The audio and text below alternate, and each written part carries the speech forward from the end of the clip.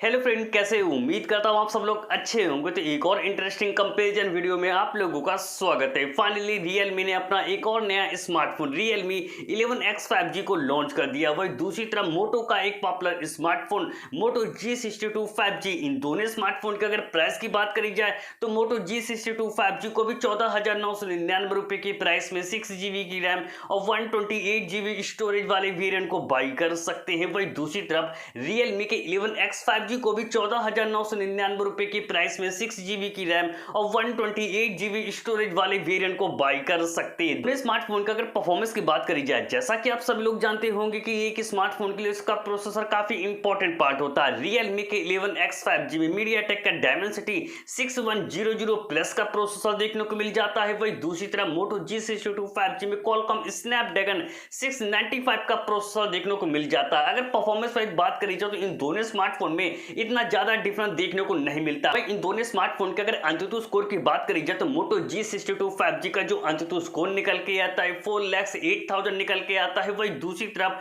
Realme 11X 5G का जो अंतुतु score निकल के आता है 4,30,000 निकल के आता है। अगर आप लोग भी इन दोनों में से किसी स्मार्टफोन को खासकर गेमिंग के लिए लेने के लिए सोच रहे हो तो इन दोनों स्मार्टफोन के GFX स्कोर यानी गेमिंग स्कोर को जानना बहुत ज्यादा जरूरी है। जब इन दोनों स्मार्टफोन में 30 मिनट तक गेम को प्ले किया गया तो Moto G62 5G का जो गेमिंग स्कोर निकल के आता है 2500 निकल के आता है। वही दूसरी तरफ Realme के 11X 5G का जो गेमिंग स्कोर निकल के आता है 2700 निकल के आता है। तो एक बात तो क्लियर होगी, जिस तरह इन दोनों स्मार्टफोन के प्राइस में कोई डिफरेंस देखने को नहीं मिलता, उसी तरह इन दोनों स्मार्टफोन के रियल लाइफ की गेमिंग परफॉर्मेंस भी आप लोगों को इतना ज्यादा डिफरेंस देखने को नहीं मिलता है। दोनों स्मार्टफोन का डिस्प्ले सेगमेंट की बात करी जाए तो Moto G62 5G में 6.5 इंच की full HD plus IPS display देखने को मिल जाती है। डिस्प्ले की अच्छी स्मूथनेस के लिए 120 हर्ट्ज रिफ्रेश रेट का सपोर्ट देखने को मिल जाता है। वही दूसरी तरफ Realme के 11X 5G में 6.72 इंच की full HD plus IPS display देखने को मिल जाती है और डिस्प्ले की अच्छी स्मूथनेस के लिए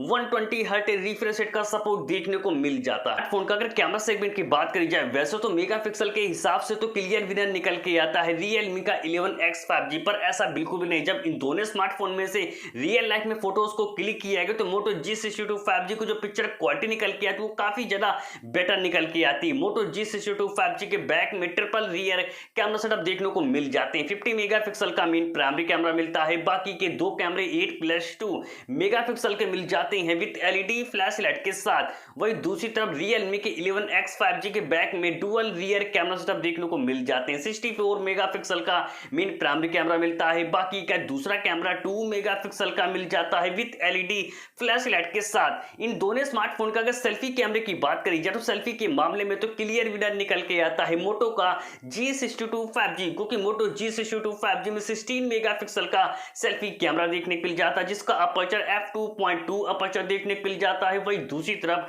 Realme के 11X 5G में सिर्फ 8 मेगापिक्सल का सेल्फी कैमरा देखने को मिल जाता है जिसका अपर्चर f2.05 अपर्चर देखने को मिल जाता है। दोनों स्मार्टफोन का अगर ऑडियो फीचर की बात करी जाए वैसे तो प्राइस में कोई डिफरेंस देखने को नहीं मिलता, पर Moto G62 5G में Dolby Atmos देखने को मिल जाता है जबकि Realme के 11X 5G में Dolby Atmos देखने को नहीं मिलता। बैटरी सेगमेंट का अगर बात करी जाए तो Moto G62 5G में भी 5000 mAh की बैटरी देखने को मिल जाती है। 20 वाट की टर्बो फास्ट चार्जिंग के साथ USB Type-C पोर्ट का सपोर्ट देखने को मिल जाता है। वही दूसरी तरफ Realme के 11X 5G में भी 5000 mAh की बैटरी देखने को मिल जाती है। 33 वाट के सुपर वोक चार्जिंग के साथ USB Type-C पोर्ट का सपोर्ट देखने को मिल जाता है। सिक्योरिटी फीचर की अगर बात करी जाए तो दोनों स्मार्टफोन में साइड माउंटेड फिंगरप्रिंट सेंसर देखने को मिल जाते हैं। तो अब बात करी जाए कि दोनों में से कौन सा स्मार्टफोन आप लोगों के लिए बेस्ट है। जिस तरह इन दोनों स्मार्टफोन के प्राइस में कोई डिफरेंस देखने को नहीं मिलता, उसी तरह इन दोनों स्मार्टफोन की गेमिंग परफॉर्मेंस में भी इतना ज्यादा डिफरेंस देखने को नहीं मिलता। डिस्प्ले की क्वालिटी और रिफ्रेश रेट में भी डिफरेंस देखने को नहीं मिलता, पर Moto G62 5G